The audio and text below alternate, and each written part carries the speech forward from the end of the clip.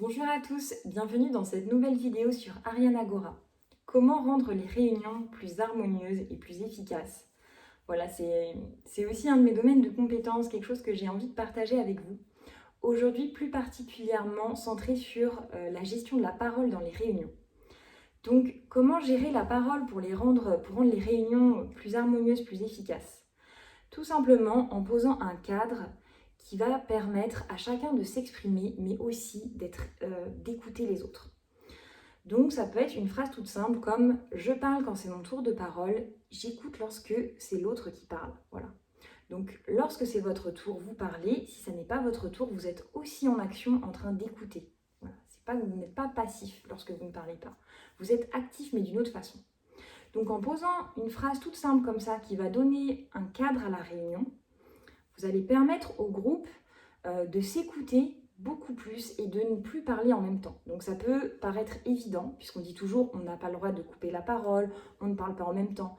Malheureusement, dans les réunions, ces règles qui paraissent tacites, j'ai envie de dire, dans notre société, dans les échanges de communication qu'on a, en réunion paraissent soudainement ne plus exister. On se coupe la parole, on n'écoute pas son voisin, tout le monde parle en même temps. Parfois même, il y a différents sujets en même temps qui sont en train d'être abordés dans la réunion. Ça devient une vraie cacophonie. Finalement, certains n'ont pas du tout parlé, d'autres ont pris tout l'espace de parole. On n'a pas forcément été au bout de certains sujets qui étaient très importants de voir aujourd'hui.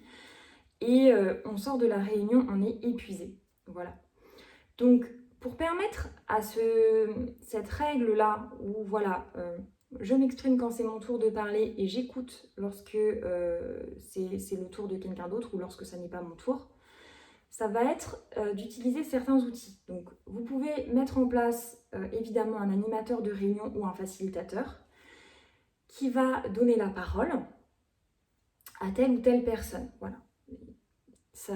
Évidemment, tout le monde doit être d'accord sur le cadre. Donc, vous pouvez proposer tel ou tel outil, tel ou tel cadre. Voilà, moi, je vous donne des idées.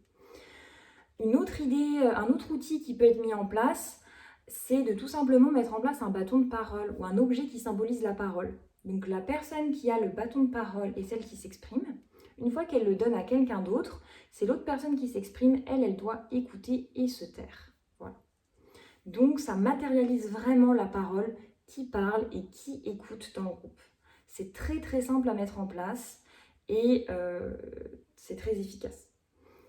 Un autre outil qui peut être mis en place dans le groupe, dans la réunion, ça va être de nommer un ou deux gardiens de la parole dans le groupe. Voilà. Et ça peut être bien que ce ne soit pas toujours l'animateur ou toujours les mêmes, j'ai envie de dire.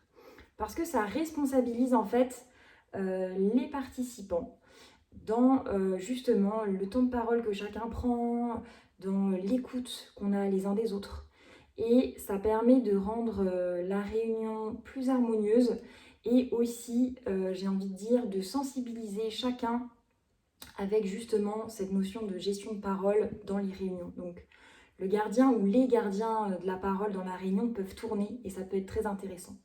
Et vous allez voir que dans les 3 outils là que je vous ai proposés, ce qui va se passer, c'est que dans le temps, vous allez vous mettre naturellement à vous écouter de plus en plus, à beaucoup moins vous couper la parole, que ça va être beaucoup plus fluide, beaucoup plus harmonieux et beaucoup plus agréable de travailler ensemble. Vous allez gagner en efficacité. Et au bout d'un certain temps, vous n'aurez même plus besoin de poser cette règle de je parle quand c'est mon tour, je m'exprime quand c'est mon tour de parole, j'écoute lorsque ça n'est pas mon tour. Vous n'aurez même plus besoin de poser cette règle puisque ce sera inscrit en vous. Vous aurez intégré en fait cette règle. Voilà. J'espère que cette vidéo pourra vous aider. N'hésitez pas à la partager autour de vous. Si vous avez envie d'avoir des réunions où voilà, chacun peut s'exprimer, où on avance ensemble, où c'est agréable, fluide de travailler ensemble. À très bientôt.